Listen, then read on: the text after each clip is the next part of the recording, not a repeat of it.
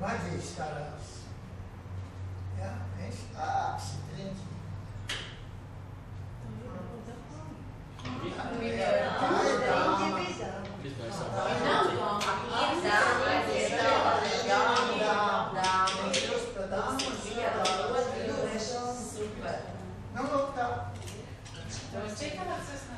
Un tagad kāds saliek apakaļ pozīciju.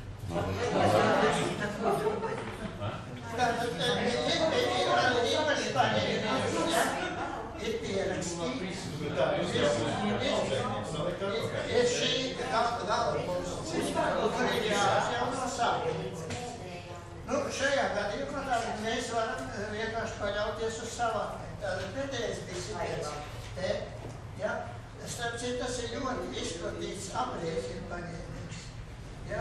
Kad mūsu gājiens ir, bet mēs iedomājamies, ka pretinieks gājiens. Ko viņš draudz? Tātad mēs to nogādājam šeit. Ja? Tātad šitas te nonāks šeit. Ja? Šitas nonāks te, šitas nonāks te.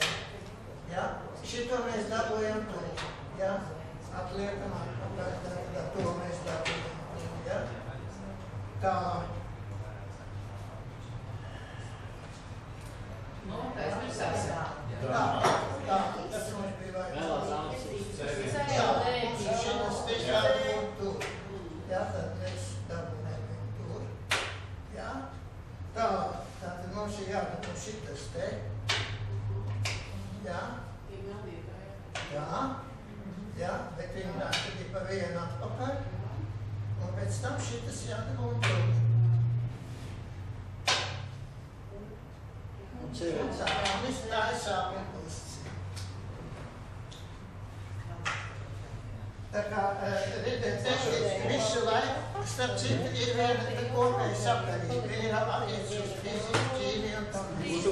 Tātad mēs visu laiku esam pieraduši pie cēloņu sakarības. Bet ir vēl vesela viesuna situācija, ka cēloņu sakarības samainīt piecēloņu.